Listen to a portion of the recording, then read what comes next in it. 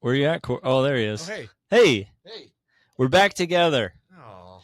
You and I. But we've been together all day, Brian. That's true. Cory, how you feeling? I got some gnarly road rash and got some stiff muscles, and I broke Brian's bike. But maybe, whose fault was it, though? Was it more your fault? Listen, I was trying to be helpful, and you just ran into me. In the end, Brian, you need to be turned up. He got me doing this Ironman because I'm an idiot because I did what he was doing. So we went on a long bike ride together, and my chain was busted, and I'm looking down. I'm like, Brian, and then Brian slowed down to help me, and then I didn't stop, and boom, busted his bike. I flew off. And yeah, I'm a little hyped up on ibuprofen. Right I don't think ibuprofen hypes you up. Does not do that? No, it doesn't. But overall, I'm doing all right. And I'm happy to be here. Good. In the studio with you. Here we go. Yep. Observation number 14. Can you believe it? How long have we been doing this? It's been a minute. I don't know. Maybe close to a year. I hit my head hard today, though, so I have no idea. I need to think about checking your helmet. My head's good. All right, here we go. We have been, I think, almost a year, maybe. It's quite a few episodes. Mm-hmm. 13 times 2 is what? 412. Neither of us do math. 26. 13 times 2 is 26. Okay, but it'd really be 13. It's more like times 3 times or 4. 3. Yeah, it depends. Either way, it's been a lot of episodes. Near a year. It's a lot though. But we've had some topics we've dove deep in. Like we did like 712 episodes on coaching. I think you want to do 712 overall though. I don't think I know how to count, and I think it's getting worse as I get older. Well, we're getting close anyway. So this is number 14 in movement insights for urban disciple making movements. There you go. Good job. And this is number 14 from 248. So here we go.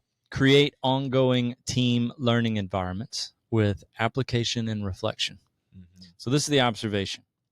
So as they interviewed a whole bunch of people, this is one that emerged as like, this is a practice that disciple making movements have where they're creating these ongoing team and learning environments with application and reflection. So potential strategy from observation number 14 is urban disciple making ministries and networks should seek to create and integrate consistent rhythms of learning together into their yearly schedule. So what do you hear, Cory? How would you, like, for the normal people out here, we're taking it from like a research document into normal language. Mm-hmm. What are you hearing from that? First thing I hear is that this whole disciple making thing, you're making disciples that multiply, and it's not a program. It's not just something you can like boom implement. It's an ever changing reality. It's COVID happens and we got to shift. Yeah, you shift this. Well, there's new issues, especially in an urban context. Always new things popping up, various parts of the city or context or relationships. Just things arise, things change, and you really have to shift. And if you have a culture where you're always learning, you're always adaptable, you're nimble. What are you laughing at? Sorry. What did I do? So Cory didn't bring his backpack today, so he's having to use a phone to record, and I think you cracked the back of your phone, and I was thinking about you falling again. Oh, no. What? Oh, sorry. Are those like little cracks around? Oh, maybe. Oh, I think that's just a glare. Okay.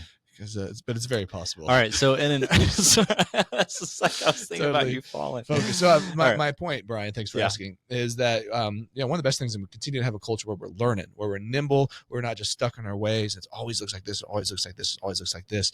And I think that does take some intentionality, both as a culture overall, but like as teams on the ground, in cities, and a lot of the language that we're going to use probably that correlates best with team in this document might be hub. You're right. These like teams of equippers and leaders, practitioners. We got to continue to be learning. So that's the first thing that pops in my head is got to be nimble, got to be ready to change whenever it's needed. Yeah, I think in our system for sure it's hub because we're, as you said, like we're not the ones in charge, but because of the position we sit in, we're hearing stories from all these normal people and their context. Like this is what they're facing, and this hub team over here is saying, hey, our people are facing this thing. Yeah. And we're going, I think we're saying the same thing in different parts of the city. And we need to figure out what we can create or offer that might help people get through that barrier or adapt to the changing times or something like that. Yeah. I mean, it's really from both lens of both like the hub team, like the team leaders and all the everyday practitioners that were around the troops. Like there's both of those are settings that you need to be constantly learning, right? And have that environment where you're constantly learning. I mean, that was part of the reason why we started shifting how we did trainings. You know, like Phil Alessi and I back in the day. So Phil, we've had him probably regular contributors, probably true 2 or 3 times over the years. Phil, a huge mentor of mine in the disciple making world, and he's done a ton of stuff in jails and prisons, and that was a lot of where I was cutting my teeth on movement stuff. And we used to joke that most of our trainings in the movement world and disciple making world was like train and hope. We just train a bunch of people in a room, and then we hope you went and did it, right? And we really didn't know how to follow up, and we just were doing what we, were doing in that time. And we really felt like when we were launching Underground, some of the stuff that I'd been playing with, and then tons of stuff that you guys had been doing in like the West Side circles of this like reverse learning idea, right? Where we started creating environments where we're not getting a bunch of content in one setting. It's like you're getting it throughout the week. You're putting it into practice, and we come together and we talk about what God's showing us, and and where He's at work, and it becomes much more this like experiential dynamic of a training environment. And then we used to be like, well, dude, if we want to be like obedient in our disciple making process, we do I will statements. We're like application. We need to train that same way. Right. So like, we're like, what's our, I will this, what are we going to do this week? What's God leading us to? But we had to shift. I mean, just even the way that we train and the environments that we had, even early on. So I think it was a strength early on in the way that we try to be nimble, yet be consistent. And it's probably getting to some of the point here that's in this study. Yeah. I think when I think about the early days of the it's funny saying the early days. We're only 5 years old. Right. It's not like we've been around that long. But when there was just one hub team, we did consistently get together. Like this is the point that the teams consistently get together and talk about what's working, what's not. We learn, we try, we reflect, we backfill. That's one of the lines in here. Simple, reproducible, interactive, feedback oriented. We were regularly getting together to go, hey, is the missionary pathway working? Mm-hmm. Do we need to iterate on this? What needs to change in this? Like we need more than 2 faces. We need multiple voices in this. Like let's rework it. Yep. Or in some other training environments, we figured out it's really helpful to put in like a summary statement up top of what you're going to learn through this. And it's like, okay, we need to go back to the missionary pathway and add that in. So I think we were doing a good bit of that. We just shifted everything online during COVID. Was a huge part too. Right? Yeah, you were talking about, but we're consistently getting together as one team, kind of highlighting something and teasing something that we'll come back to in a little bit. Before we get there, let me ask you about Novo, because you also work on that team, or team of team, whatever. Yeah, Novo is this global movement of disciple makers in all these cities all over the place. So, what do the rhythms look like? Because they're saying like this needs to be. You need to consistently work this learning into your yearly schedule. Yeah. Like, what's that feel like for you in that context? Yeah. I mean, Novo, honestly, Novo's learning a lot stateside from Underground in terms of like hubs and teams like that. But what Novo does a really good job of these consistent learnings of hub team leaders from different cities. So we have encouragement circles, which are like coaching circles amongst practitioners. There's consistent, every few weeks, there's some calls on content or highlighting a story or a city that's doing this well or this well, right? Just like, I think they do a really good job. I get to live in multiple worlds, and Novo is, I get to use that me and us pronoun, same with Underground. And so just those consistent rhythms of like just in time training, things that are coming up, like groups are learning, hey, this group is doing this well. They discovered this. Let's hear what they have to say in Dallas. Let's hear what they have to say in LA. Just like coming together, a lot of Zoom calls is like a lot of those learnings. So I think just having like consistent commitment to one another, right? It's like, hey, we're going to put this in our calendar. We're going to do this monthly is a big thing. Well, you were just in Oregon for something, right? I mean, I know that Right. that was more retreat based, I think, but it's still kind of both. Yeah. Every 4 years is a global conference. And then on the off 2 years, so is just like the stateside one. So with a ton of different Western missionaries and same concept. Yeah. We did a lot of table learning. It was really cool. It wasn't a lot of like people talking from the stage. It was actually an exercise. I loved it. You all can steal this. It's beautiful. It was like hey, you all come up with the topics. What topic do you feel like you are learning or need to learn? And you kind of write it down on a note card or, post it. And then you stick it on the wall at a table number. And then you essentially, the crowd, the group of people come up with the context and the concepts. And you can either put one up or you can just join a table. So essentially everyone's coming up with it and you're the one leading the conversation. It was actually crazy effective. And the rules were like, this will last as long as it needs to. Whatever's talked about is what's needed to be talked about. It's like, and it ends whenever. And it was like, this is just like everything I want. No real rules, but totally beautiful. But there's a framework there. But it was actually a really effective way of going about it because people are on the ground saying, this is what we're learning, like in real time. Yeah. And other people who are at that same spot can come together. And it was dialogue, but it was super helpful. Like I joined regular contributors, Stephen Castello and Bill Randall, Jeremy Alessi was at my table. So it was like a bunch of people who I've ran with before, and we were just talking about what it looks like to have the apostolic and the prophetic, on team. So that was like a really fun thing. But those creative ways of getting content and like learning things is so key. Well, it fits with what they're saying in the document as well. Interviewees mentioned the following ideals for team or network-based training. Simple and reproducible. In parentheses, it says the training can be facilitated by most. Yeah. Which is literally what you just said happened. Yeah. It's interactive, so it's question and discussion based rather than a single expert speaker. You didn't even read the document. Didn't read this. No, yeah. Well, it's not like I was in charge of that. But yeah, I think those are always going to be more effective environments. Yeah, yeah. Like just a talking head is rarely an effective training environment in any world. We didn't write this question down for ourselves before we started, but I did mention earlier in the document, and you mentioned we spent like 5, 6, 7 weeks on coaching. I think I said 712. Yeah. How do you see this idea of consistent rhythms of learning together? Ministries and networks should create these environments where there's how is that different from regular ongoing coaching? Yeah, that's good, because I don't think coaching is generally content based, right? Like there's not usually that's like I'm wrestling with this. I need some ideas. This has been hard. I need some prayer, whatever it is. Like it's a little more relational, sustaining. There's definitely a learning environment, but it's not the main goal of coaching is not necessarily learning. The picture that I get, and I'd love to hear your thoughts, is that there is a little more like, hey, we want to be equipped in more knowledge and tactics and ideas than just ongoing support of you as a missionary on the ground. Like they overlap, but I think they are different. Yeah.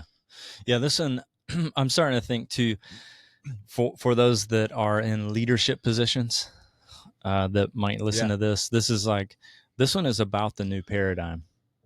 We're not expert at the front of the room telling people what to do. We are a training paradigm, an equipping paradigm. Again, we're always like hesitant to do this, but in the previous paradigm in which we worked and existed, there were rarely, if ever, environments where it was like, hey, let's get the team together and talk about what we're learning and what we should shift and change. It was like, no, just keep doing the same thing and maybe make it a little better, figure it out. But again, in this, we're going, if we're going to be a healthy, productive, effective training network, we're assuming the training is just going to change over time. We're going to learn things that we just didn't know before because we had ideas and then we put them in the real world and we went, that doesn't work like we thought it would. Yeah. So it's time to adjust and adapt. How is this different than like the corporate world where the bosses say, all right, we're going to do a training on so-and-so software, or how to create a good culture, work dynamics, or whatever, like everything that everyone hates to go to. Yeah. Like how is that different than this? I would assume that in that environment, you could do this as well if you really listen to the people that don't always sit at the top, who are going, you're training us on this, but when I go back to like implementing it, I'm going to do it in the way that actually works. And if you would listen to me, I could bring some ideas to this table that would show you how it doesn't work in the way that you think it's going to work. Yeah. You Well, and I think a lot of it is like, hey, those are the white collar conference room decisions, and they don't come from the people who are actually working the real jobs, right? Like I do think there's a reality of that for us too, of just if the everyday disciple makers on the ground, and these are things that are real that people are wrestling with. It's not someone making a decision in the church office, right, about what people should be learning or what the employees in the church should be learning. Because I mean, I was an employee in one of those churches. I went to trainings on this or that, or I'm just like, I hate being told where to go and what to do, right? Like, so it's like, it's very, I mean, I'm going to just be totally honest. I'd be a horrible employee when it came to whatever trainings that the bosses want us to go through. We should call those people up and ask them if you were. I'd rather not. I don't think that would be helpful for anyone. But yeah, so I do think that like learning environments that are coming from real stories, real time, is a significant part of this. Yeah. All right. So here's where I was going a few minutes ago, kind of bring this back. I think historically, out of the 13, 14 that we've covered so far, technically this is the 14th, I think this is the one we've been weakest in as an entire network. Yeah. Several times we've said, I think we're really good at this. We'll show you. But this one's like, we haven't, early on, I think that's what we were saying a minute ago, early on when it was just one team, we had a good sort of feedback loop. Mm-hmm. But now there are 11 teams in the city, and we're going, yeah, we don't get these people together enough. Yeah. Like the leaders of these different hubs. Totally. And it's been, over the last 6 months, one of the things that we have really started to pay attention to is like, all right, how do we create a new sense of collaboration across these different hub teams? Because the genius that we'll discover is when we get them all together and really hear in real time, hey, does this language work all the way across the city? Yeah. Do these trainings that we've offered over the last 5 years actually work in your context that way? Mm-hmm. Now, we've gotten glimpses of it along the way. Yeah. Like Missionary Pathway. Mm-hmm. Like some teams have been like, hey, we can't do that online. We can't do reverse classroom. Yeah. Like the context we're in requires us to be together and wrestle it out in real time, not, hey, that's cool, you got online and did that earlier and we'll talk about it. Totally. The changing in language, like we've heard things because we meet with people, but actually being in a room together has been like, oh, we got to work on that. It's almost, I don't want to say impossible. It is one of our biggest struggles. And I don't know how to walk away from any conversation and they're like, hey, here's some ideas, because we've tried lots of things. But I mean, both from a, we're decentralized as can be, and we have disciple makers all over the city, from just that conversation, so disconnected from hub or network to network. But yeah, what we're talking about, hub teams, we've got people who are passionately running after this specific part of the city or context. And they're leaders that we, you either raise up or identify, and you're like, yeah, go do your thing. And then like, we're in a culture with just mass over communication, like you can't email everyone. No one's going to reply, especially me, especially when Brian's always emailing about all these things. It's just like, I'm not going to reply. So that we got text. So it is a struggle, but that doesn't mean that it's not like real and it's not really good. It's like, we have to figure out creative ways to get our teams together. Cause you're right. When it happens, it is invaluable, man. It's beautiful. It's so helpful. And it's so encouraging to be in that room with so many like-minded people from different parts of the city. I love it. But yeah, it is, you're right. We're not good at it. And I don't know, like we need to come up with some outside the box ideas because it's not always easy. Yeah. So, I mean, just walking through for those that are in Kansas City that may not know this, we've been in a process with a group called Movement Leaders Collective for the last, I don't know, 6 or 9 months that have been inviting us to create basically, we're saying like a new table. I don't know that it's the best language, but it's a new team that would support the different hub teams around the city. So when we think about the formation of the underground, the disciple-making leader is the organizing identity that we all embrace. If you're a part of this network, you've committed. It's like hand raised. I want to be a disciple maker. I want to own that as my identity. Jesus called me to do that. I want to live into it. And then out of new disciple making, microchurches emerge. So that's the second organizing identity.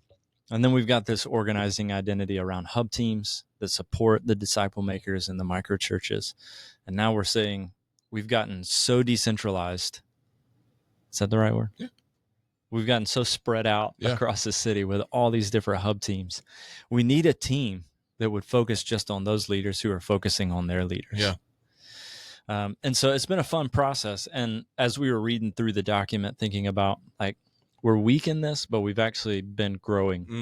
In the last few months, we've done it more than we have in the last few years. Yeah. Yeah, absolutely. Yeah. We've done some long 3-hour Zoom sessions where we're going like, what's our language? What's our DNA? What is our, like, are we all committed to this? I realized I was wearing my street church hat. There you go. I couldn't rep it. So there you go. Last time my buddy Rick Bush came in and said, Where's your hat? Where's your hat? So I want to make sure our network of street churches there are represented right now. Sorry, keep going. Yeah. The last one that was really fun was we brought in this group called Arabon, who's training us on this idea of what does it look like to become a reconciling community. So understanding your cultural, historical context in the city you're in, but also your organization, and then like bringing people from diverse backgrounds together, really leaning into the justice component that we say we want to see in our city. So we've been doing it, but the reality is, and I think this is like kind of coming to me now that I guess teams should be aware of. It's like when you're inviting people that are not looking down, but with like trainers, right? Like I'm thinking about the everyday people. And my role, the thing that I want more than anything is that we succeed together in disciple making in our context. As soon as somebody from back here goes, hey, we also need you to look this way toward the whole network. It's like, where do you want me to put my time? Yeah, that's good. You know, that's the challenge that you have to overcome when you start implementing that. Not that you don't want to, because you're going to learn more that will be passed down this way, but it's also just a challenge. Yeah, absolutely. And the challenge that goes with that, which already talked about, of being a practitioner as well. So we don't just get so consumed with being the leader who trains leaders and other leaders, but we're on the ground, you know, like these are all real things. Absolutely real things. The last few months have been really, well, one, they've been hard. It's taken a lot of time. Yeah. But it's been really helpful to get a bunch of people at the same table and just to hear their thoughts. I mean, and we're wrestling through some hard things, dude. Yep. Like not just organizational dynamics, you know, that's good and that's important. And honestly, probably the two of us, we nerd out on that kind of stuff. Like we need healthy organizational dynamics and rhythms, but just the hard questions of like, we live in a city that has just a horrible history of racism and divide. And, you know, how many of our main leaders are white people from the South, you know, and like, what is that? If we're really going to from the South part of the city, okay. How many of our leaders, I was like, bro, white people from Georgia, no, but, you know, like from the southern part of the state and the metro.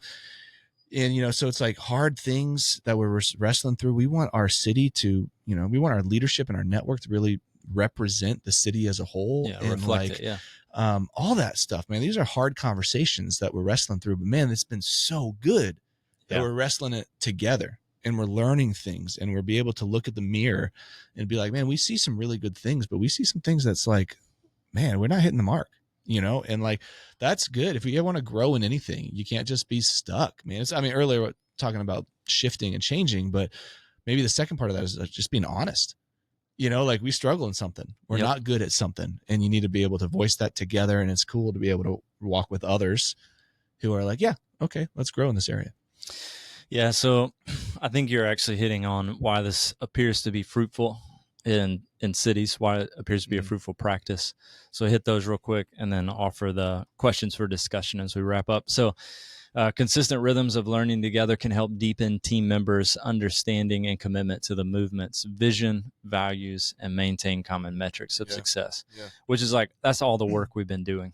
Like, do each of these hub teams share it? And if not, how can we move toward each other? Yeah. And if you're going to be super decentralized, that's the other part that can get lost really quickly is consistent DNA language. So you're right. There is a weird commitment to that. And it's different than like a top-down organization. Yeah. Where you can just declare this as so. Yeah. Right. This is a whole lexicon in a sense, like a language and a vision that needs to permeate in a sense organically.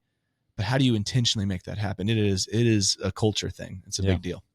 The second one is by regularly sharing insights, feedback, best practices, teams can continually improve their disciple-making strategies and adapt to the changing needs of the city, which I feel like we've hit on. The third one is igniting movements in cities seems to require focused teams, not individuals. And then regular rhythms of learning may help build those healthy teams. All right. So final thoughts before I hit the questions. Man, I think you've just done a great job. You know what? You made it through this whole episode without hitting the mic too. Really? That's awesome. I knew it was coming. What's funny is the first one was on purpose, the second one was not. So I did hit it twice. All right. So questions for discussion and team reflection. If you're in a team somewhere and you're hearing this and you're going, I don't think we get our teams together to reflect and refine and sharpen each other, sharpen our practices. Reflect on the shared list of goals for training. In your experience, has disciple-making training been effective? Why or why not? I do feel like early on we were asking a lot of those questions, and now we're trying to build that larger voice. Question 2, or discussion, whatever. Discuss the list of observations on how training should ideally be. How is your team's training experience? How has your team's training experience compared? Oh, I got it. When you're together, I was like, this question doesn't make sense to me. What would you choose to change about the way your team utilizes training? And then the final one is, are there statements, suggestions, or conclusions here that should influence what we do? What will we do in response? So our goal, put it out there, we're going to try to get David Brudrick. We are. You want to talk about that anymore? We're hoping. Yeah. And it was Michael Sherwin's idea. Yeah. So, and all of them great friends. Remind everyone who they are. So they're all a part of the org, 248, that actually conducted this study. Right. And so it's good to kind of continually go back to them, like ask them specifically the observations that were observed. But David's just a guy I look up to a lot. And so much of what, we've learned in urban movement concepts have, David's been playing with that stuff for years and years. So he's a great guy. Hopefully that we will be able to nail down a time. Yeah, pray for that. Yeah, hopefully for that. And same with my buddy Mark, right? Yeah. Yeah. So Mark Thrash with Novo. He doesn't know this yet. So I'm going to text him right after this. We'll figure it out. So hopefully those will be 2 good interviews coming off the heels of this that will kind of flesh observation number 14 out a little bit more. And then we got one more to go, creating intentional rhythms and consistent rhythms of connection. So thanks for hanging with us, and we'll see you next week. Bye.